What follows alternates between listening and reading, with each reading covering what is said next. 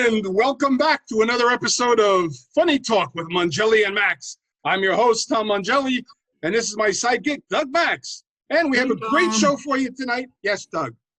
We do have a great show. We have a wonderful comedian with us, Buddy Flip. Hey, Buddy. Hey, guys, how you doing? Okay, how you doing? Was that me that made that noise? It's probably Doug's phone. He does that every episode. Okay. Yeah. Hello, But, Sarah from Infinity Broadcasting? No, I don't want a new cable service. Okay. Sorry. It'll keep her from calling back. So, Buddy, you are a veteran comic. You go way back. Tell us, how far back do you go, and what are your most fond memories in comedy? I started last week, and I hated it ever since.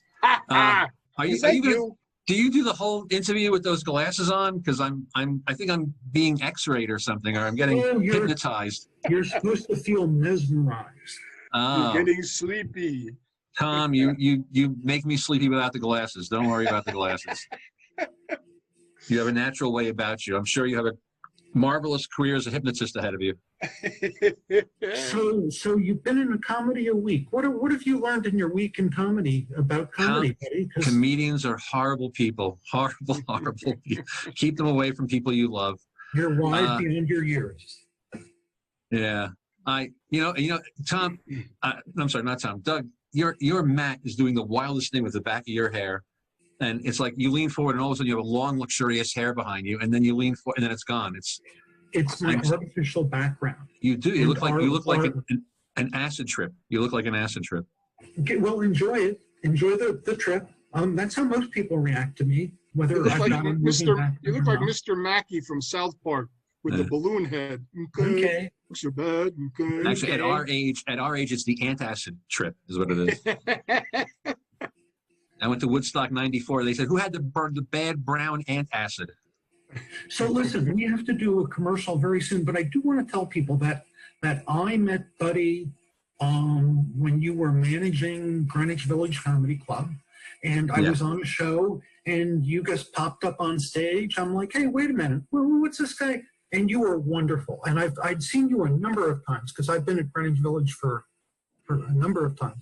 For some reason, I'm allowed there, but you make me laugh. And I can't give a comedian a higher praise, and I laugh very rarely. I really do. You look like someone who laughs very rarely.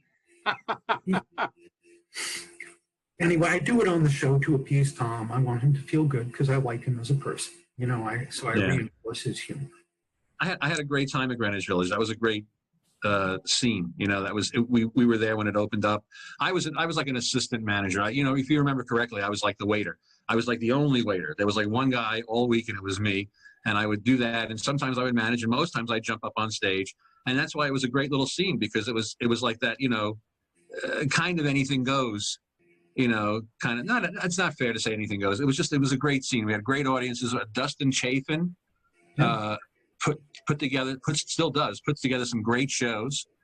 Some great comedians. So it was just a great vibe there, and people like you that would come in and do work on those shows. There was just a lot of great energy there. It was a great scene. Yeah. Except for the people like me part, but I don't know. They added to the energy, but no, I would say very. What did Tom want to say? So, Tom, do you have some new funny glasses to show us or something? Or no, I was clearing my throat, but thanks for asking. Anyway, Greenwich Village, for those who don't know, is what you would probably think of a comedy club back in the 60s with the Lenny Bruce. You go down some dingy-ish kind of probably vomit or urine smelling stairs. Sorry, I shouldn't say that. They probably washed or it's rained. It rained once in a while. Into a really, really dark room, which is dark so you don't notice the plumbing and the electrical conduits. It's gritty, wonderful food, a big variety. You can get the Nacho Supremos or the. Oh my God! Look, you're gonna give me flashbacks now to that food. Okay, I worked back there. I prepared that shit. I know what it was. So, I'll give you an idea of our food at Greenwich Village Comedy Club. People would say to me, I'd come up to take the order, and they'd say, "What's the best thing to eat here?" And I'd say, "Get the chicken wings." And they'd say, "Why get the chicken wings?" I said, "Because when you bite into it, you see the bone, you know it was an actual chicken. I mean, compared to everything else they had there. The guys say that One lady one night ordered like some, I don't know what they were, like sliders or something. 3 little sliders and whatever, I think maybe fries, I don't remember. And I bring it to her, and she eats half of them, and she asks me for like a to-go tray. No. Yeah, for like 1.5 little cold mini sliders. Well, in the comedy whether club. It was 1 or 3 of them. If it was all of them, it's how could I went in the back. I put them in between 2 paper plates, taped them together with Scotch tape, and gave them to her. Did you say, honey? First of all, I don't even know what a to-go thing is. I've never experienced that myself. I'm with you. I finish everything. That's not true. You know why? Because Tom and me are Italian. That's right. And when I grew up, you had to finish everything on the plate.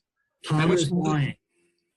He's lying to you. He did an entire tour. I forget if it was high school or college of the concert scene. He'd carry a doggy bag with him like an idiot. Why? That was only at Meatloaf. That was just to have spare food on the side. That's what that was. That's right. I went to a Meatloaf concert. I was the only one there with a doggy bag, but it was Meatloaf, Corn, Red Hot Chili Peppers, and Limp Bizkit. Yeah, it was the Meals on Wheels tour. It's another show. I've allowed you to do your stand-up comedy for us, Tom. Doug always feeding while we're doing bad band jokes. Yes. I went to see REM, U2, and ABC. Now, initially, it was a good show. Okay, there you go. You got one. Nice. Believe me, I got one too. I'm sure you do. And I'm sure they're worse than yours. Did you really see REM? No. Never believe a comedian. Oh my God.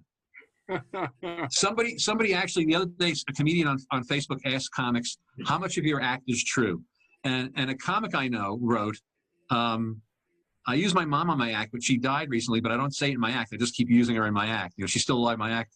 And here's the great part. I do the same thing. I have this whole section about my mom, because my mom passed a couple of years ago. She was like 87. And I had a whole bunch of stuff about her being old. And she passed away. I couldn't stop using it. It works really well. Oh, yeah. I've got the same problem. And my mother died a couple years before yours. My father died a couple months ago. So I've got a lot of great material about my dad. My sister called up, how's Dad? He's fine. Can I talk to him? No, he's up on the roof. What's he doing up on the roof? He's 96. He's blowing gutters. He doesn't do anything around the house. Anyway, I love stuff like that. I have to be careful about some of the other stuff. Maybe I should tell the audience my mom died, and then tell them I can't do the jokes because she died because she's a selfish bitch. How about that? I can do that for her. It's funny. I just did a show a couple of weeks ago with Johnny Watson. Oh, Johnny Watson. Yeah, and he was telling me, and I knew his mom, Judy, and he was telling me before the show that she was in hospice. She wasn't doing well. She had cancer for quite a while, and like 2 days later, she ended up dying, or maybe even the next day. And but he was still using the mom jokes. What a bad mom she was. And I'm thinking, I'm wondering if he's going to keep that or if he's going to change it up at all. Anyway, Tom, I'm sorry to interrupt. That brings up a couple subjects. One, we've got to talk about our sponsorship. Did we do that yet? No, we haven't.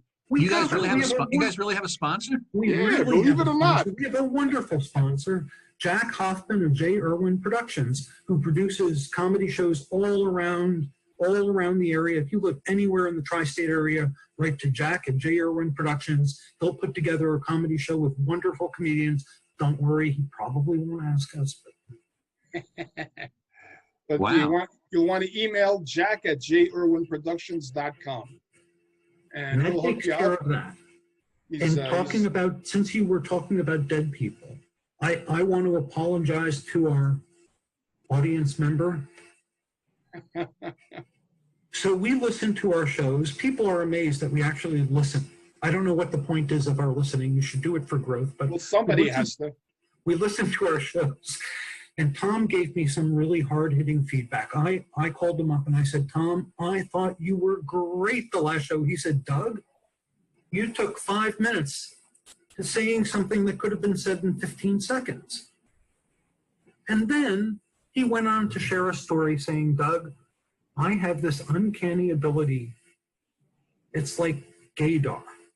And I'm thinking, oh no, Tom knows I'm gay. Because I have this uncanny gaydar to find out when people are going to die. And I'm like, oh no, I'm going to die. Right? And then you pick somebody else, thank God. Yeah, I wasn't talking about Doug. I was talking about somebody else, but I have been able to know when someone's going to die just before they die. And I But he don't know why began or this how. with, Doug, I've never told anybody this. I've got to share something with you. It comes deep from, oh no, what's he going to? And don't worry, buddy, it's not you. Thank you. If you have any sense about me, don't tell me. I don't want to know. Okay. But speaking of dead comedians, before we went on, Buddy and I were talking about someone who passed not too long ago that was a big influence in my life. I know, and he mentioned his own as well. Dennis Ross? Yes. Dennis Ross. Yeah. And I got to perform with him too. So I'd love to talk about Dennis Ross. Yeah. He was such a sweet soul. And I was performing with him, I guess, pretty near the end down at the summer. I spent weeks down at the Princess Royale. And he would be, before a show, he'd be out on the bench hacking. People walking in for the show are thinking this guy is going to die, and he ends up closing up. Yeah, he's the headliner. Up the show. And I Buddy, think The word you used was perfect. Sweet. Dennis was a sweet guy. I knew Dennis for many, many years, and he was a really good friend, really good guy, really funny comic. Yeah, he was just a sweet guy. He had a lot of health issues which got worse as the years passed, and but he was funny. I remember when I first met him. My favorite thing was when I very first met him was at the Princess Royale. We were doing these gigs down in Maryland, and you'd stay in a house for a week, and then you'd drive to the gig from the house. You'd lived in the house for a week. They had 2 headliners and 2 features. I was one of the features. I was working with Brad Trackman at one hotel, and Dennis was working with another guy at another hotel, and that's where I met Dennis. I heard of him because he was kind of, legendary in the comedy community in the late 80s and 90s, early 90s. I met him, and we hit it off really well. And he goes, I want to go to McDonald's. Let's go to McDonald's. So we go to McDonald's, and we're at McDonald's. And this is basically classic Dennis. He's standing there. He's looking at the menu. His hands are on his stomach. And he's going, oh, my stomach's killing me. I got to take a shit. I'll have a double cheeseburger. Oh, my stomach. Oh, large fries. I'm like, okay, I love this guy, I think I got diarrhea. A chocolate shake. Yeah, he was a great guy. He was a big booker for a while. As a matter of fact, this is a great story about Dennis. I started comedy in 1990, and apparently I started the day after the boom ended. There was a massive comedy boom in the 80s. People were making tons of money, and they said, "Oh, Buddy Flip's starting," and so Up the boom. But here's the funny part. Dennis had a partner, this guy Phil Selman. Dennis and Phil Selman were partners. And the two of them literally, this is like right before I started doing comedy, the two of them literally had something like 30 to 50 rooms in the tri-state area. They ruled, okay? Yeah. But unfortunately, the story goes, Dennis and Phil kind of ran the rooms either poorly, or one of them took more money than they should have, and the rooms got worse and worse and worse, and then the boom died, and everyone was down on Dennis and Phil for a couple of years, like they personally did it or something like that. Right. And eventually, as time passed, and what time has a habit of doing is it showed us who was like the sweeter guy and who wasn't such a sweet guy. Dennis was the sweet guy. But Dennis had a lot of gigs, a lot of connections, and he gave a lot of guys work. A lot, he had a lot of guys that would drive him. Gary Keshner, I remember, drove Dennis a lot. And Davin Rosenblatt. Yeah, He and Dennis drove would go me. anywhere. It scared the crap out of me. He stopped like in the middle, a mile before a turnpike or a Garden State Parkway entrance. He's like stopped a mile before it and like crept up at a mile as he's getting change out of whatever. It's like, and I'm OCD. I had a hard time with that. And Dennis was really the definition of the road warrior. Like some comics, and it's going to sound rude, but I don't give a shit. Some comics live in New York City, and they'll go to a gig for a weekend in Harrisburg, right? They'll do 2 nights in Harrisburg for the weekend, and they come back, they go, oh, I did the road. I did the road this weekend. They did 2 nights, and they stayed at a hotel. They got all excited. Dennis would go away for a month, 2 Yeah. months. He'd drive to Canada. He'd Yeah. drive back from Canada. You know, he'd do weeks where he made almost nothing. I know that because I did that. You know, I stopped after a while. The reason you saw me at Greenwich Village Comedy Club after 27 years of doing comedy was I wanted to slow down and not drive all over the world. Dennis never stopped. He just kept going. And so Yeah. Dennis was a road warrior. You know, the kids would go out and do a show, you know, in Muncie and come home and go, oh, I was on the road. You know, no, We Dennis knew was a couple road warrior. guys that drove all the way to Ohio to do an open mic. Well, my first scheduled gig with Dennis before I think it was before I even met him, was in Ohio, and it got we ended up canceling because of this. We had a really bad snowstorm. Yeah.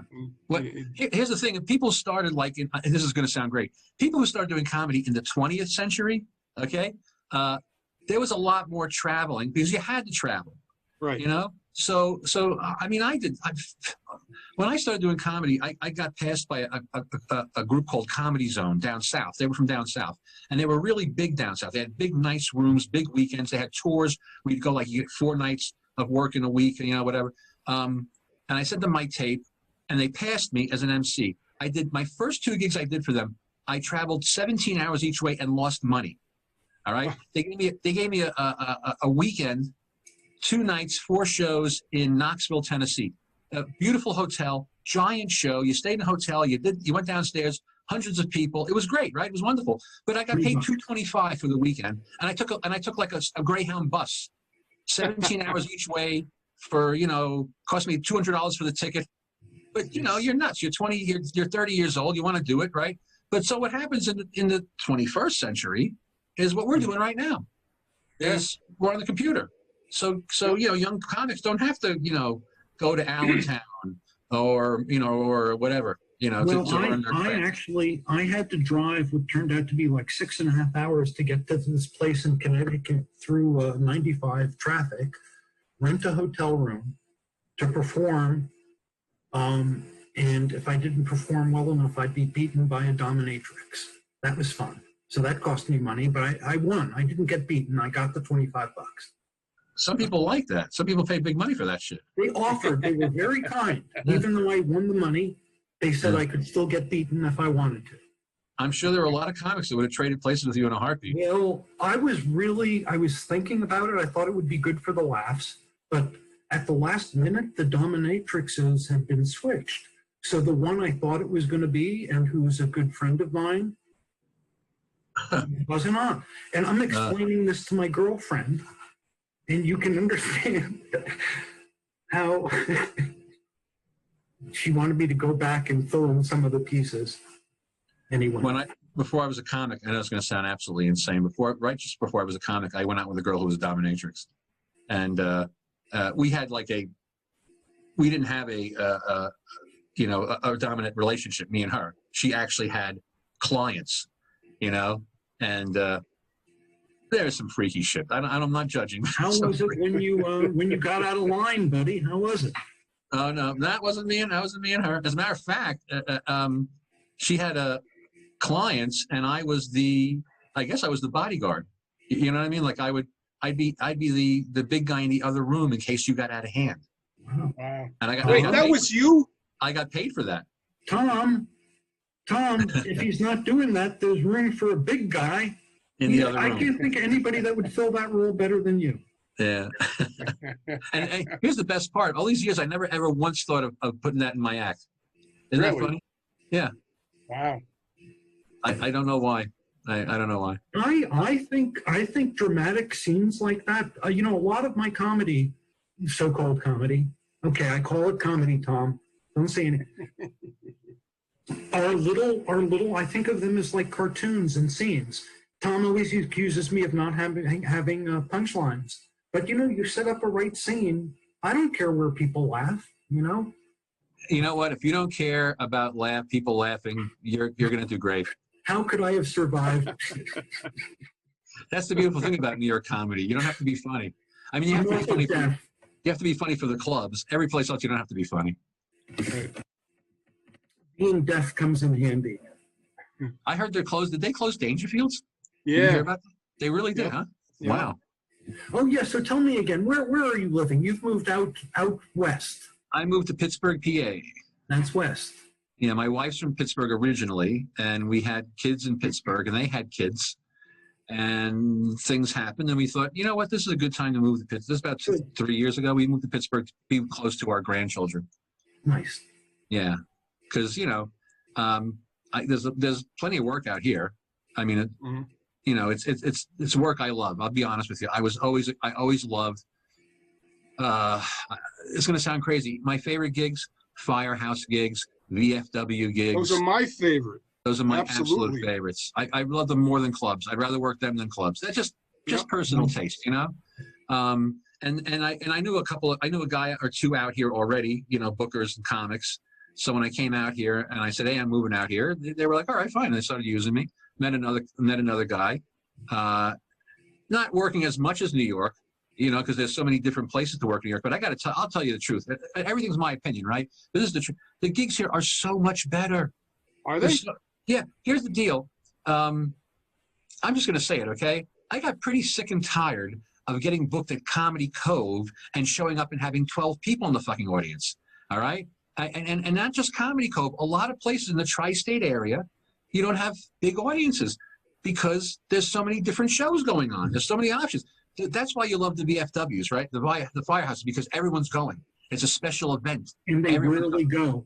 And they all know each other, right? So there's this great sort of community amongst the crowd, and they're all there for a good reason. Yep. Even a comedy club is a collection of strangers who may or may not be in the mood to laugh. Right. Okay? But a VFW, a Firehouse benefit, everyone's there. Everyone's in the mood to laugh. And let's face it, honestly, no political correctness at the Firehouse. Okay? Yep. So if you're a 60-year-old guy who wants to do jokes from the 20th century, that's the place for you. Yep, if you want to go to the Improv here in Pittsburgh, then you got to do what they like at the Improv. And that's fine too. That's there's a place for everybody. Now, you came up in a different era as Doug and I, but one of the things I like about the VFW halls and whatnot, you don't have to bring people. You have the built-in audience. Bringers suck. Yeah, But something you talk about that demographic for you guys, I have to fight against it because I had a bad experience in Pennsylvania in an Elks Club with the sociopath Johnny Watson. And we arrived like 2 hours early, and there were 2 tables of people waiting in this huge Elks Club lodge. Right. Every time I looked up, they were looking over at me, and the couples, they were pointing at one another and looking over at me, and I knew they were like, he's a Jew, right? No, he might be Italian. No, I think he's a Jew. And I know that's what they were thinking. And it was early on in my career, and it threw me off my game. And now I probably deal with it a little bit differently and call them Nazis. And can I give you one word advice that will change everything? One word. You ready? Smile. When I started doing gigs, let me tell you something. When I started doing gigs, I have a girlfriend. I don't need to hear that from you too. Okay, but here's the deal. I would go to a gig. I'd walk in. I have a guitar in my back. I'm wearing all black. I had a pompadour like Elvis when I first started. And I'd go to Mechanicsburg, PA. And I'd walk in, and everybody there, plaid shirt, beard, John Deere cap, and they would look at me like I was a fucking alien, Uh-huh. So, and for a long time, I'm not even gonna lie, for a long time I was very tense. I would do a show, the show would go well, okay, and then after the show, everybody would be my friend. After the show, they'd be like, hey, you're a funny guy. But when I walk in, it was the evil eye all over. So I don't know where it started or how it started. I don't remember. A lot of drugs. And I was at a gig one day, and somebody walks by me. I'm just there, and she looks at me, and I smile. And you know what she does? She smiles back. Mm-hmm. And so I'm like, huh. So I start smiling. I walk into a room. I don't know anybody, no matter what I look like, no matter how weird I look. If they look at me, I smile. And they look and they smile back. And all of a sudden, that whole feeling of I'm the alien in the room starts to dissipate. Right. Tom knows this. I hate people looking at me. So becoming a comic was the right move. Yeah, really. We worked on that opening. Like I get up and I'm like, you looking at me? What did I do? No, but seriously, your first job as a comic is to win over that audience. You have to get them to like you. But the smiling isn't remember, the smiling isn't when you can smile on stage. I'm talking about when you walk in the room and no one knows you, and they all give you the stink eye. One of the reasons I like the the Elks Lodges and all of that, is I like to mingle with the audience prior to the show and get a feel for them. Actually, I eavesdrop on conversations to hear what type of people they are, what they're talking about. I stay away from the audience. I stay away from them. No. Yeah. You know what I do? If I go to a place, I look at the place. I scan the place. I scan the room. I look for anything, the design. Is there a lot of wood paneling on the And a lot of times I'll go up and the first thing I do is I'll make fun of everything. And myself, very important. Make fun of myself first. Right. Once you make fun of yourself, then it's fine to make fun of them. Yep. So that's another great thing about Elks Lodge. I'm such a hack. The great thing about Elks Lodge and the VFW is like you go up there and go, hey, this is a fucking loser gig. Look at me, hey, and everyone laughs. It's funny because we're all in the middle of nowhere. We're all big losers together. It's a lot of fun, right? It's not like you're at the Improv. Oh, look, I'm at the Improv. I can't make fun of being at the Improv. It's too fancy, right? But if I'm in the middle of nowhere's land, I go, geez, I'm going to fire my agent. Look at this fucking place. I went to a gig once in Jersey. The place had a nautical theme. You know what I mean? Nautical. It had like the portholes and the steering wheel in the fucking bar. And I spent 45 minutes just talking about this ridiculous. Sometimes it just hands it to you. I always walk up. The first thing I always do is I always look at thing and I go. You know what I wanted? I said I wouldn't work here unless they gave me one thing: wood paneling. I need wood paneling to work. Of course, the place is surrounded with wood paneling. Everyone laughs. Again, here's another hacky thing I always do. Super hack is I find out not everyone does this. I shouldn't say that's rude. You're in a town and you find out the name of a town nearby everyone makes fun of. It's such an old thing. Yeah. And you walk up, you go, hey, next week I'll be in this place. And they all go, oh my God, that place sucks. That's so funny.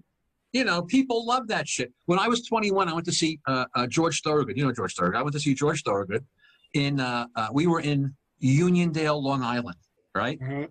And George came out and he's playing the guy. He goes, hello, Hempstead. Hempstead's next door. He got the name wrong. And I'm like, holy shit, he does this in every town he goes. That's what I suddenly figured out. He does this in every town. He just hears some name and right? And we're in the audience screaming, we're in Uniondale, you asshole. He's going, hello, Hempstead, Uniondale. Halfway through the show, he's like, oh, Uniondale. Hell yeah, right. Now you know where you are. Okay, great. Thank you. One bourbon, one beer. Kill yourself. So I had one of my funniest moments because I noticed something that a person in the room was doing. He was putting on chapstick. It was the biggest person in this room. And I'm like, as I'm scanning the room, I see this 6'8" tall, huge monster. And I'm like terrified of him. And then he put on his chapstick. I got the biggest laugh of the night by saying I was really worried because you people are different than me. And then I saw this guy and I thought, oh no, I'm in big trouble. And then he did something that endeared him to me. I said, sir, I don't know if you know what you did, but you put on chapstick. Everybody died. But I did this like near the end of the act. And I thought, why didn't I do that right up front? It would have been, so that's what I learned from that. If you he didn't put the chapstick on until later, right? No, he put it on before the show. Okay. I saw it beforehand. I didn't bring it up until I was on the show. Oh, I see. Okay, that's interesting. I happened to be at that show with Doug. And the guy was putting it on like a woman looking in the rearview mirror of her car on the way to work. Oh my God! That's hilarious. And those are the most magical moments. By the way, it's never your rehearsed material.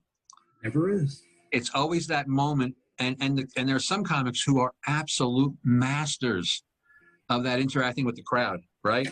Yep. And I know you know some of them. A guy like Rich Carucci, absolutely I love Rich. Destroys just improv, just doing ad-libs. He destroys.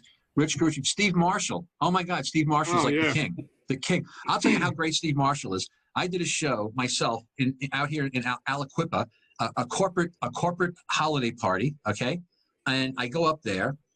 And right away, I go off material. They want to get fucked with right away. I can tell right away. So I start fucking with them. Now I'm a coward. I don't believe I can fuck with people for 30 minutes. Right? That's why I have jokes.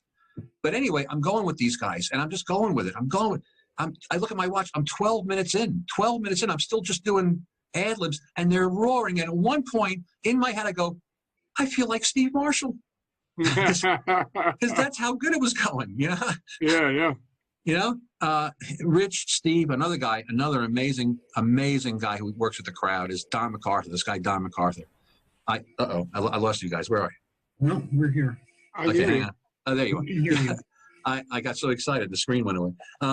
Yeah, he was another. I would do shows like we'd work a weekend together. They used to play a place on Staten Island called Grandpa's, and you do 5 shows over 3 nights, right? Is that Al Lewis's place? Yeah, that's right. Yeah, yeah. Hmm. And you would do like 1 show Thursday, 2 shows Friday, 2 shows Saturday, and you'd work with the same guy 5 shows. I worked with Don. I was the feature. He was the headliner, and he would go up and he would do crowd work. He would talk to the people, and I'm telling you, 5 different shows. This guy had 5 different crowd works. I mean, it was insane. You know, after a while, here's a big thing and anyone who's a comic that's interested in listening. Okay, success leaves clues. It sounds so hackneyed. It sounds so like something that, you know, an inspirational guy would say, but it's absolutely true. Success leaves clues. You work with a great comic. You work with someone who makes you laugh hard. Watch what they do, because they're going to tell you what they're doing. They're not going to say it so much. Their actions, their words. I worked with a guy years ago. One time, this guy Lester Bibbs, he came out. He was the headliner. His whole act was about his goofy cousin. I don't know if he really had a cousin or not. Okay, but here's the deal. He created a character. He created this guy, my cousin, right? My goofy cousin. So every time he started talking about his cousin, the audience would scooch closer. Oh, he's talking about his cousin. He's talking about that goofy. I want to hear more about the cousin. If he just told those jokes about the cousin, it wouldn't have had the same effect. He created something for the audience to focus on. I kind of learned that from him, you know? That's like Rodney with Dr. Vinny Boombots. Yeah, exactly. You just say it. And, you know, when I work with Don, Don's a great example. Don had an amazing habit of giving everybody in the audience a nickname, right? He'd look at somebody, you know, look at this, you know, one eyebrow guy or something, whatever, you know, he'd come up with something. And I'd say 5 shows, 5 different sets of characters. And so what I did was I noticed from watching Don do that, I noticed that a lot of times you have an audience, if you do enough shows over and over and over, it's the same group of people. Right. You know what I'm saying? There's a couple like this, there's a guy like that, there's a woman this age, there's a guy this age. They're all the same. So what I did was I came up with names, the same names for people in every show. And every show I did, I would throw these names out. Like I'd find some guy who looked really young. And I'd say, hey, look at this guy. What are you, an embryo? And you'll go, oh, God, they'd laugh so hard. I'd say, embryo boy. The whole show, I'd go back and call him embryo boy. And every time I'd say embryo boy, they'd laugh harder. And if I had a joke about being old, I'd make a joke about embryo boy. And they'd laugh. And embryo boy was the best. For years, I lived off embryo boy. It didn't go over well at the right, The life, yeah. what do you call it? At the Right to Life meeting. Right, yeah, Right to Life. Yeah. But so I literally had 6 different characters. I had a girl that would always go, whatever. I had a girl did that. I had an old Italian guy I called Don Corleone. I had a mustache guy I called the Marlboro Man. You know, and every time I did a show, I'd find one of these people who looked like that, and I'd call him that. And it would look like, here's the best part, it would look like I was ad-libbing. But I wasn't. But I wasn't. Yeah. I had those names. I would ad-lib jokes and stuff. I'm a great ad-libber if you start with me. You know what I'm saying? If you don't start with me, I'll pretty much do my act. Right. But if you start with me, we're going to have a lot of fun because I'm a good answerer backer. You know what I mean? Right. I don't know if you know, Tom. I come from an Italian family. Everyone's got an answer. Everyone's got a smart remark. Everyone's got an answer for everything. All right? Right. So someone starts from the crowd with me, no problem. We're going to have it and we're going to have fun. Well, I used to teach high school in Patterson, New Jersey, so I'm the same way. Enough said.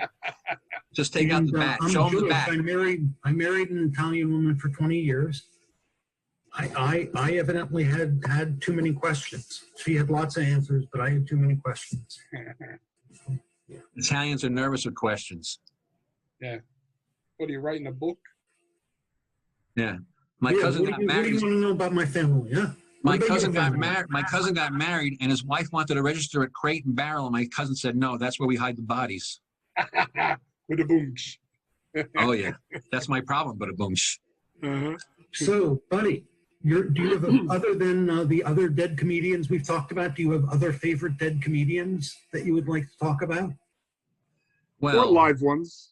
Yeah, I am an old school guy. My favorite comics are a lot of the guys that you probably love as well. You know, Rickles. Rickles is a god to me. Mm-hmm. You know, Pryor, Carlin, and amazingly, as much as he's a filthy rapist, Bill Cosby, who quite possibly is one of the greatest stand-ups of all time, even though he's a filthy rapist. I always have to say that.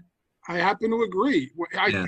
I will never forget. I was in high school listening to his album over and over and over again. Over, yeah, yeah. It was just Yeah. like perfection, comedy Clean, perfection. clean as a ruined whistle. My life. Yeah. He ruined my life. When I was like 5 or 6 years old, I'd go to bed terrified of the turtle heads under my bed. You remember that? Yeah, yeah. He had, when I was about, I think I might have been 12 or 13, I used to listen to his records over and over and over. I think I saw him live when I was about 17 or 18. And then he made that amazing film, you know, what's that, Himself? Is that what it's called? It's where the concert film where he's sitting down for the whole time. Yeah. Absolute perfection. I know. I mean, it galls me to have to compliment this guy. You know, Well, it's almost impossible to believe it's the same guy that's in jail right now, but it is. I will. I know. I have no problem boycotting artists of any form who, however they violate what I think to be. I went through that. I went through that whole thing, Doug. Myself, you know, and after a while, I said, you know what? If you do that, you're not going to listen to anybody. Here's the thing: there's nobody I love more on this planet than the Beatles. Nobody. Okay, but it's a fact. John Lennon had a couple of moments where he was abusive to both his wives. Now, if I'm going to really stick to my guns, am I going to stop listening to John Lennon? Not happening. My wife is Jewish. Okay, when the whole thing happened with Mel Gibson, we said, okay, you know what? That's it. No more Mel Gibson movies in the house. No more, except Payback. Oh my God, we love Payback. You know what that reminds me of? Pete Buttigieg. Pete Buttigieg. He's got to come up with another name. His response to what he thinks of Chick-fil-A, and he said, "I don't like their politics, but I love their chicken." Yeah. And I get that, you know. Yeah. But with artists, you know, there's some. Mel Gibson was one. I had a problem with him. Roger Waters of Pink Floyd. You know, they would not perform in Israel. You know that, and I. It's easy for me not to buy an album. The reality is, whether we want to admit it or not, our celebrities, our favorites, our icons, come from the same human race that we come from. Right. And as much as I think James Wood is a great actor, he's a fucking nut. Okay. So, like I said, you know, if you want to stop, you can stop listening to everybody because everyone's. And here's another thing too, and this is my own, again, viewers' personal opinion. Famous people or people that really get big are driven. I've met a few people who've gotten big over the years, a couple, and they all share one thing in common. They're insanely driven, right? They don't care about their relationships. They don't care about their jobs. They don't care about anything. Their focus is laser. There's no stopping, okay? And that doesn't mean, by the way, that you guarantee you're going to make it. That just means you need that focus to make it. You climb over the bodies of people to get where you want to go. So kind of like, you know, why are we that surprised when we find out that they're kind of nuts or that they're kind of selfish or that they're kind of mean? You know, their whole life has been dedicated to forging forward to get what they want. Right. You know, I'm not, you know, stipulated all of what you said, but there are a number of well-known examples of people that have climbed to the top who are incredibly wonderful human beings. Absolutely. Because we all come from the same gene pool, and then you're going to have nice people and bad people. Being famous, I did a gig once, and I saw a guy in a wheelchair smoking a cigarette. I got offended. This is a million years ago. I'm thinking to myself, why are you smoking a cigarette? You're in a wheelchair. You're not crippled enough. Who am I? Then I thought to myself, who am I, right? Who am I to say that or to think that or to judge that? Who, right? The guy wants a cigarette. Have a fucking cigarette, you know? As I got older, the best thing I learned was, you know, you do your thing, I'll do my thing. If we don't get each other's way, excellent. That's exactly the best, you know? Yeah. I've always lived a live and let live lifestyle. Well, everyone lives and let lives until they can't.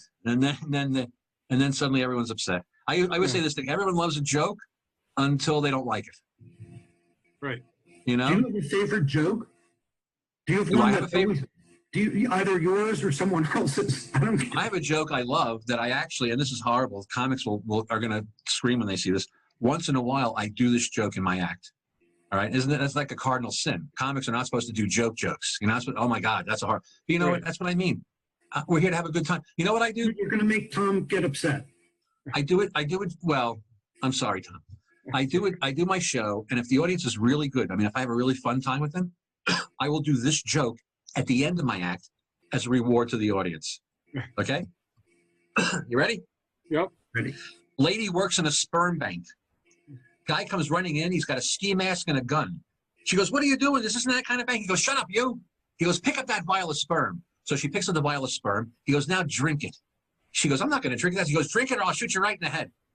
So she takes the cap off. She drinks the vial of sperm. The guy takes the ski mask off. It's her husband. He goes, "Now, was that so hard?"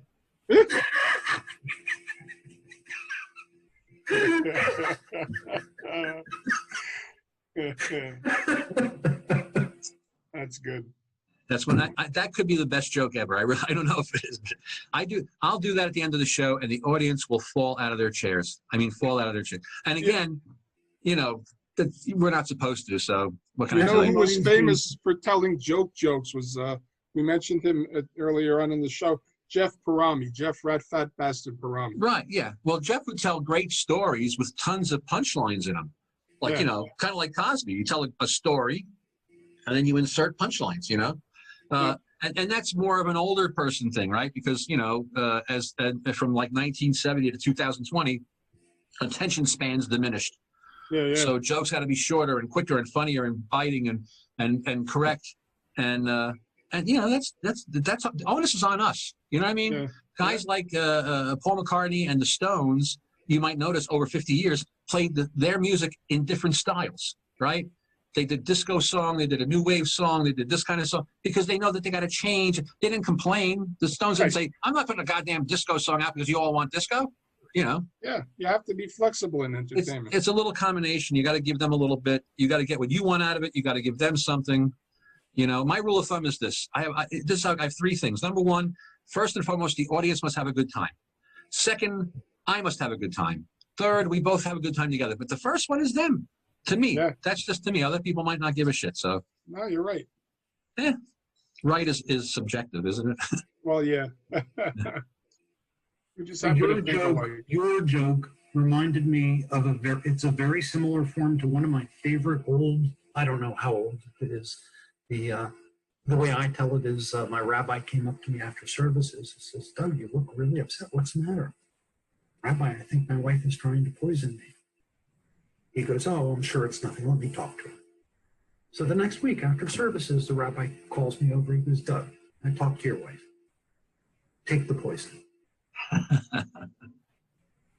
That's I don't know if Dennis told me that sperm bank joke, but here's a great story about Dennis to show you what a wonderful guy Dennis was. Okay, Dennis did a joke in his act that I don't remember if I did it because I saw him do it and I thought it was a great joke, or if I heard it somewhere else and did it. But we were on a show together, and I did the joke. I think before Dennis, because I was on before Dennis, and I don't think I realized that he'd done it as well. It was one of those things. And the joke is, kids are in class. The teacher says, "I want to hear a story with a moral." And a kid gets up. He goes, "I had a milk this morning. I spilt it. I cried." My sister said, "Don't cry over spilt milk." Teacher said, "That's great. Who else has a story with a moral?" Another little kid gets up. He says, "I was jumping over a hole. I fell down." My sister said, "You should look before you leap." The teacher said, "That's a great story with a moral. Who else has?" So this little kid gets up, snotty little kid. He goes, "Yeah." He goes, "My old man was in Nam. He's in a foxhole surrounded by 30 Viet Cong. All he has is a gun with 10 bullets, a bottle of Jack Daniels, and a knife. He drinks the bottle of Jack Daniels. He jumps out of the foxhole. He shoots 10 Viet Cong, and he stabs 20 Viet Cong to death." The teacher goes, "What's the moral of that story?" The kid goes, "Don't fuck with my old man when he's drinking." Before my sperm bank joke, that was my favorite joke. Anyway, I do the show with Dennis. I do the joke, and after the show, we're together in the hotel. He says to me, he goes, "I do that joke too, my act." And I was like, "Oh, I don't know if I remember it or whatever." And he looks at me, he goes, "You do it better than me." You will never hear a comic ever say something like that, ever. Really? Except Dennis. Yeah, no, he was a special guy. I did a lot of work with him toward the end of his life. I was basically his valet. I drove him everywhere. Now we can call Uber or Lyft. Well, he would have to call forklift, but that's besides the point. Oh, Tom. No, but he was very gracious with up-and-coming comics, very free of sharing contacts, names, and numbers, and, "Oh, you should call this one, talk to that one, mention my name, yada, yada." And I was able to network, quite a bit from our conversations. Driving was a big thing. I don't know if it still is, but when I was starting, driving was big. I used to drive Al Martin, the owner of New York Comedy Club and Greenwich. I used to drive him around to pass out tickets at nail salons for comedy shows. I drove Angel Salazar to gigs. I drove Chris Rush to gigs. Any headliner. That's how I got work with a lot of agents. They would hire me to drive the headliner. Yeah. You know, as a matter of fact, there was a guy in Pennsylvania, Steve Bix, had a ton of work. I drove Frank D'Amico. We were talking about him. I drove Frank 3.5 hours each way just so I could do a 7-minute audition for the booker. Yep. And I did. I passed, and the guy hired me, and I worked for that guy for 15 years. Wow. I went from MC to feature to headliner over 15 years for that guy, all from one audition with Frank D'Amico because I gave him a ride, a 3.5-hour ride each way. This time I drove a comic 3.5 hours one way to do 5 minutes. Yeah. I got looked at like a Jew for an hour and a half before the show. Then you should have went up, and that should have been your whole act, is the whole, you know. I know. And actually, I did have another show, Tom Was At It, where the MC was introducing me. And right before he brought me up, he complimented the diversity in the room. They're men and women, they're blacks and whites, they're Christians and Jews. And this drunk woman in the front row stood up, pointed at me, and said, yelled out, "That's one." So I was introduced. That was my, and Doug Max. You should have walked up and said, "I want to thank Ilsa from the SS for introducing me." I actually got up and I said, "I want to thank you all for such a warm welcome." Was that the hair? Just for that, I'm not doing. You should have said, "Just for that, I'm not doing your taxes." I looked around for exits, and I asked if anybody noticed any Nazis coming in to please let me know, because the door was behind me. Oh my God! You should have looked for him. But I loved everybody died. I buckled over laughing, and so I got 5 seconds before I got up. I'm cracking up. You know, I obviously knew she didn't quite mean it to me as it came out. He was good at identifying Jews. A lot of people are good at that. You know? She probably hadn't been at a lot of bar mitzvahs. I've done a couple of gigs over the years where I'd be. So I remember doing a gig in Ohio. I remember doing a gig in PA where I'd be talking to a club manager or an assistant manager, and they'd say something so totally racist, and I'd be like, you know, your mouth opens. You're like, I have to go stand over here for a while. Excuse me, and just walk away because did you really just say that? You don't even know me. How could you say something like that to me? You don't know what I am. I did a party in Brooklyn, of course, right? Brooklyn, some guy's backyard. I do the show. After the show, I'm standing around. The guy's talking to me. He goes, "Oh yeah," he's some local Italian American guy, and he goes, "Oh yeah, I moved to this area." He goes, "But you know what?" And he stops. He goes, "Are you Jewish?" I go, "No." He goes, "Too many Jews. I couldn't live there. Too many Jews." He asked me. That was the best part. He asked me first. Like if I said yes, he would have said, "Oh, nice weather we're having." You know? Yeah. It never ceases to amaze me what people will say to you. They don't even know you and the shit they say. I grew up in North Jersey, and I recently moved to South Jersey. I'm in Lakehurst, and it's funny. You don't get a lot of Italians south of Tom's River. I don't know why that is, but I noticed that the audiences down in like the Delaware Valley say, look at Italians and North Jerseyans, as Doug was describing that woman looking at a Jew and pointing. It's weird how they. I live someplace where you go to the Eaton Park and you say, "What kind of soup do you have?" And they go, "We have Italian soup." Right. Yeah. Italian soup. That's the best. That's like having a Jew attorney. Yeah. Right. Or yeah. Well, you know, it's funny. What's funny is that you'll find that when you go out there, but for a comedian, that's like the things we have to avoid now is all the ethics stuff, which was basically the tip of the spear for like 60 years for comedians was ethnic material. So, you know, really? Because, well, we all come from, I'm 60. I'm the child of an immigrant who came here, you know, and my whole family, a lot of my family came here during the famous immigration waves. And so that's all it was for like in America for like, you know, from like the turn of the 1900s to the whole century was ethnicity, was racist and stuff. Not racist. It was ethnic. Stereotypes. You know, like a lot of people will watch an old Marx Brothers movie, and you don't realize when you watch an old Marx Brothers movie that Chico Marx, Leonard Marx, a Jewish guy playing an Italian, okay, is basically one of your few throwbacks to an era when comics performed as ethnic stereotypes. Right. You know, and that's because that's the culture. If you go back to New York City in 1900, the cops called people by their ethnicity. The cops called you a Mick or a Kraut or a Wop or a Dago or a Heeb. The cops would call you that. Hey, Heeb, get off the corner. Hey, Dago, you know. And so it reflects in How else comedy. am I supposed to know they're talking to me? In one show before he's actually named Chico, before they actually call him Chico Marx, he has one show on Broadway where his name is Willie the Wop. Really? Literally, Willie the Wop. Yeah. Wow. Oh, by the way, Because- I'm gonna be the dick to say out loud. It's pronounced Chico. I know it's Chico. I don't know why I know said you do. Chico, but I know it's Chico because Chico needed the money. But the thing is, like, you know, that was very common. So you'll see, and in the 20s and the 30s, there's even like Yiddish comedians, and there's films of Yiddish comedians, you know, people who weren't that Yiddish, they were pretending, you know, like the same way Chico's pretending he's Italian. So that ended out. That sort of ends out in the 21st century. I've been wrestling and fighting my demons because I really want to perform as like a comedian Diana Ross imitator. Doug's heavy into Diana Ross, by the way. You know what? Nowadays, that wouldn't be so weird. Right?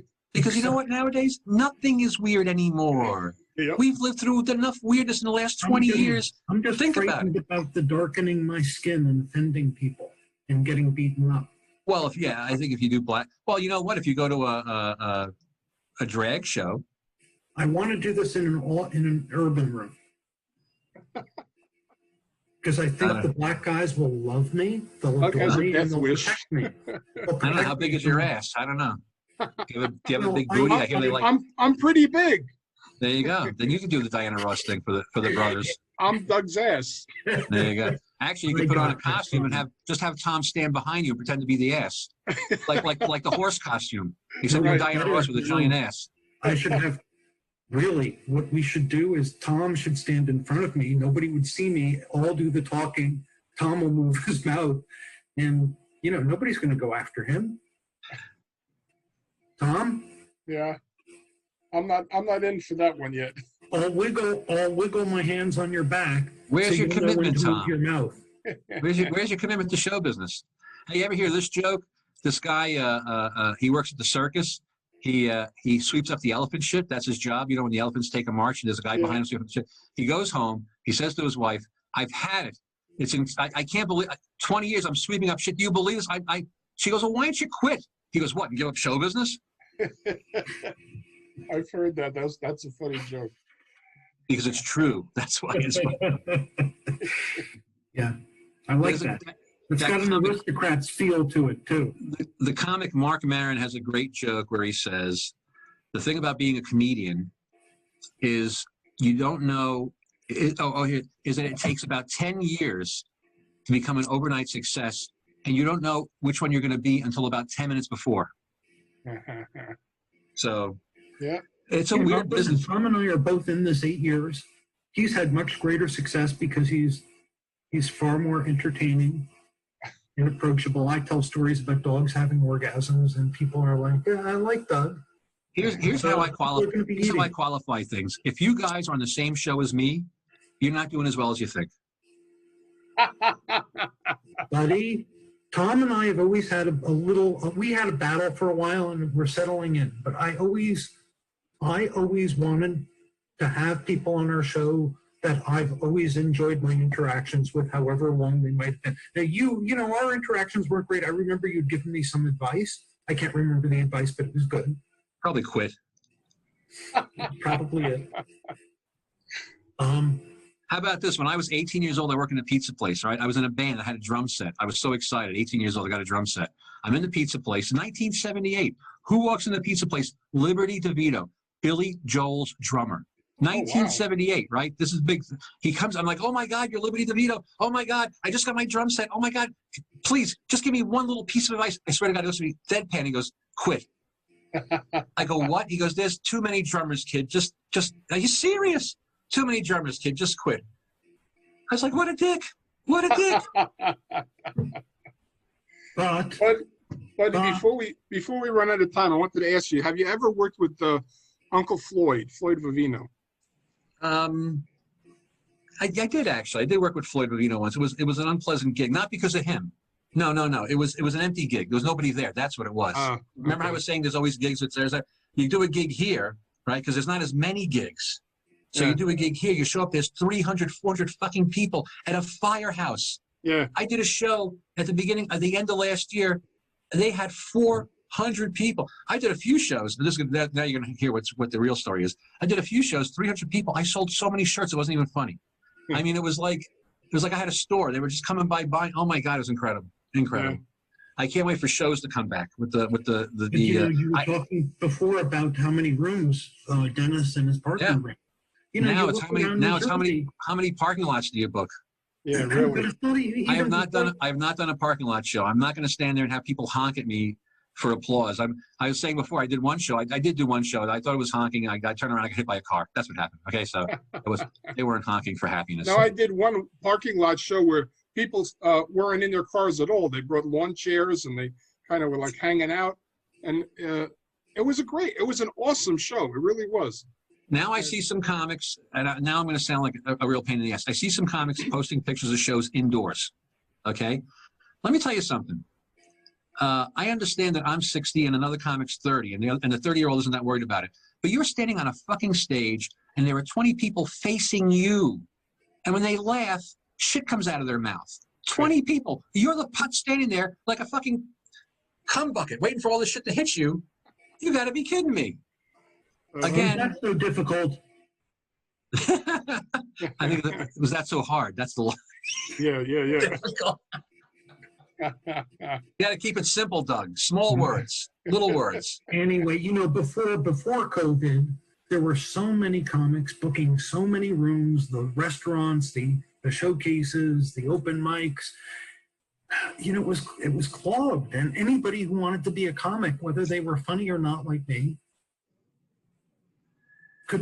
I'll interrupt when I hear something I disagree with. Could perform, and so there's a lot of people thinking of themselves comics, and they get stage time, but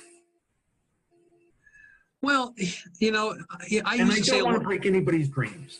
I used to say a long time ago what we needed in comedy was a triumvirate, 3 guys, and they would decide who was a comic and who wasn't. But then I thought to myself, wait a minute, what if they decided I wasn't a comic? So that idea went by the wayside. Yeah. That's the problem with comedy. When I started, they just invented bringer shows. I'm not kidding. I think Al Martin invented the bringer show at New York Comedy Club. I do believe that. And this is like 1990, okay? And I remember older comics than me who started in the 80s, who absolutely thought that me and everyone else who did bringer shows we were not comics. We were people that had 3 friends, and that's why we got on the stage. And believe me, at the beginning, everybody before bringer shows seriously poo-pooed all the bringer shows, because suddenly you went from, if you wanted to be a comic before the bringer show, you had to go to the club and beg them to let you get on stage and try out. That's how you did it. You had to go to the Improv and beg them to get on stage. You had to wait there. Maybe you didn't get on. You had to wait there all night, whatever. Then suddenly you bring 3 friends. Hey, and I know that we've seen lots of people bring 3 friends a bunch of times, and they thought they were a comic. They would talk about it like they were a real performing comic. I've seen guys at bringer shows telling the audience they were getting paid. I know they're not getting paid. They want to convince the audience that they're professionals. Here's the thing: very few people are professional comics. Very few. Yeah, because I used to work at the club, and I would meet a comic. I was like 52, and I'd meet a comic. He's like 19, and I'd say to him, "Listen, here's the deal. You can make a living as a comic. You can make a living as a comic, but that living does not include a wife, a house, children, college. Doesn't include it. Right. And if you want to make that choice, you can make that choice. But don't think you're going to go out and be making $80,000 a year. Leagues, and it's less than that. The number of comics that have ascended. The Jerry Seinfelds and Larry Davids are very that's like winning the lottery. I'm talking about guys who work regularly around the country who might be actually earning $60,000, $70,000, $80,000 a year, touring all the time. That's it. Right. And even that's not a gigantic group of guys. I'm not lying. I had maybe, literally I might have had maybe 10 or 12 years where I supported myself as a comic. But I also did things like I produced shows. I would make money from producing shows. I taught workshops and made money from, there's no other reason to do it other than you love it, right? I mean, everyone gets into it thinking they're going to get big, and then you either figure out that you're not going to get big and I'm still going to do it because I love it, or I'm not going to get big, fuck it, I'm going to do something else. My line was always, I didn't get into comedy for the fame or the money. I got into it because I have serious psychological problems. Oh, I thought you got into it for the women. Yeah, I can't say that anymore because I have a girlfriend. So I actually, if I have time, I actually became a comic by accident. Did you? I lived in the Lower East Side of Manhattan, and I had a goofy musical comedy act. Well, not a comedian. It was a musical. I had an outfit, and a whole outfit like Elvis with the glasses, and I had a guitar, and I sang song parodies. That's what I did. I had 3 song parodies, and I was at a gig with a friend of mine. He was doing a gig. He invited me to come and do the show with him. We sing songs together. He was a singing cowboy. I looked like Elvis, and he looked like a singing cowboy. And we would sing like "I Got You, Babe," Viva Las Vegas, stuff like that. So there was the comedy club was upstairs. New York Comedy Club originally was on 49th and 2nd upstairs from this bar. This girl comes down, Debbie Cops. This girl comes down from upstairs, sees me doing my song parody. She goes, "Hey, there's a comedy club upstairs. You should come upstairs. You'd be great. You should." And I'm like, "Okay." I walk upstairs. The comedy club's packed. Fucking packed, right? She says, "This is Al Martin. He owns the club." He looks at me like I'm from outer space. I got a pompadour. I got Mr. T jewelry. I got a double-breasted blue 70s seersucker suit on. And he goes, "All right." He literally goes, "All right," puts me up. First time ever, puts me up. And the place is packed. I go up, I do 3 song parodies, right? Like one was Downtown by Petula Clark. I called it Homeless. It was about homeless people. So I do the song. I'm telling you, I'm not kidding. I crushed. I destroyed. They were dying. They said, Al says to me, "Come back tomorrow night." Yeah, come back tomorrow night. Do the same thing. I come back the next night. I did the same exact act. I died like a dog. Nothing. People, they were looking at me like I was from outer space. And the worst part was because I'm a musician, right? At the time, I'm not a comedian. I have no banter. I have no words. I just have the song. Like I do the first song, silence. I mean, silence. And I go, "Okay, here's the next one." And silence. It was embarrassing. I got off the stage, people were backing away from me like I was radioactive. I always thought that was a sign of respect. Yeah. Al Martin, to his credit, because I also did a few TV song themes. That was a weird thing I did. I didn't do parodies. I would just go up and sing Gilligan's Island or the Brady Bunch or something like that. And Al thought it was kind of kooky. So Al, to his fucking credit, Al goes, "You know what? Come back once in a while on a Saturday night, and I'll throw you up in between some of the comedians, and you do a couple of those crazy song things." Like 2 or 3 months, you have me coming on Saturday nights. And then I'm on the stage, and I'm doing a song or something like Gilligan's Island song, and I stop, and I say, and I make a joke, right? I say something about the song, and they laugh. I'm like, "Oh, my God, they're laughing at the words." Now you're bitten. Yeah. So, and then after 2 or 3 months, he got, like everybody, he got tired of the novelty, the Elvis guy with the TV songs. And I said, "What should I do now, Al?" He goes, "Why don't you do some bringer shows?" I did some bringer shows, and then I produced my own show. That was a big thing. That was a big thing. I produced my own show for about 1.5 years, 2 years, the Buddy Variety Show. I would have all these crazy people on the show, like Crazy Like Me. And I did it at the club for 2 years. I got in the club. I became passed. I knew everybody. It was good. It was really good. But it was a total accident. I was not like, I always feel bad because I meet so many comics who were driven to be comics, and I just fell into it. Mm-hmm. That's an amazing story. I don't think there were many comics out there who could claim a similar start.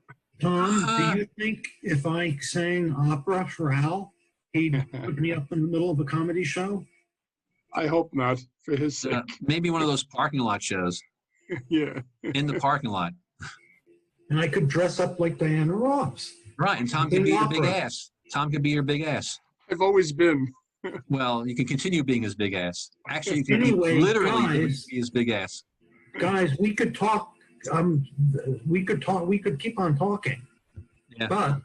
But we've learned our audience member stops listening after like 5 minutes usually. We didn't mention that, buddy. I'm sorry. That's okay. I read something a long time ago that said podcasts and stuff. Almost all of them have an average of 1 viewer. Yeah. Our viewer is on dialysis, and he's finished with his treatment. There you go. So We have And to we sign got a out. call from Jack Hoffman who says, I'm not paying for this part. I'm not paying for this part. You And just that's stop it right Jack now. Hoffman of J. Irwin Productions. Write to jack@jirwinproductions.com for a comedy show anywhere in the New Jersey area. And tell them Angeli and Max sent you. Yeah. Tell Yeah, him. don't mention me. Tell him Buddy Flip also encouraged you to write to him. Tell if they enjoy this, my name's Buddy Flip. If they didn't, my name is Sinbad. There you go. Oh my Buddy, it God. was really good seeing you again. It was good to see I you, always Doug. enjoyed having you down in Greenwich whenever I went in there. So I I miss always seeing enjoyed. you. Yes, it was always a nice memory. Greenwich is a wonderful memory, and I appreciate you me being on the show. And it was a lot of fun. And I get a chance to just blather on about myself for an hour, so I appreciate it. My therapist will thank you. Well, we'll cut out the parts we didn't like. It's Jack Hoffman. End it now. Please All put right, your buddy. phones on mute before the show, people. How come you What's guys that? didn't know that? Okay. All right, man. Anyway, Thank you. Got anything thanks else? for Oh, coming on. If they don't cancel it, I'm going to be one of the idiots getting COVID at Scotty's Comedy Club, November 20th and 21st. Since the state has now issued nothing going on after 10 o'clock, is it? I believe the show will probably start at 8 o'clock. But, I'll be appearing at a rest stop off the Jersey Turnpike, behind a dumpster, by Route 7. I'm not doing comedy. That's something else. But I'll be there. And I'll be at Tuesday on the 17th. Actually, this will probably air afterwards, but I'll be at the Laughing Fox in Magnolia, New Jersey. Where the hell is that? And I'm going to be opening up for Steve Rinaldi, very funny up-and-coming comic. All forget right. where it is. What is the Laughing Fox? That sounds like they're going to be happy women there, Tom. I don't know, but it's on the White Horse Pike, so it's a Well, good likelihood. If there's happy women there, Tom will take care of that shit right away. Right away. Anyway, it was great having you on the show, buddy. All right. Hopefully I'll be back when we start doing more normal comedy again. Yeah. Or maybe before. Hopefully. Anyway, this will be up on funnytalk.podbean.com. We'll get you a copy of it once we process the video. It'll go up on Facebook and YouTube as a video, and Spotify and the like, audio only. And all those things, Tinder and everything, right? I don't know. Yeah. Tinder, JDate. So expect the calls to come in, guys. And whatever site you're on with that beautiful long hair, Doug. It's my All right. chair back, actually. Here. Oh, Oh, it's that's, looking for a face. That's why you look, don't he's see it. he's disappearing. Look, Yes, That is he even wild. does magic. really. I did a show and he made the whole audience disappear. It's been a wonderful conversation with you both. Well, with you, buddy. It was good seeing you. All right, man. Thank you. All right. Take care. Bye-bye. Next time. And thank you for listening. Okay, how long was that? That was Okay, pretty Tom, long. I'm ending the meeting and I'm gonna, oh, All right. I didn't stop recording. I can't stop. Okay, Tom, good seeing you, buddy. All right. You too.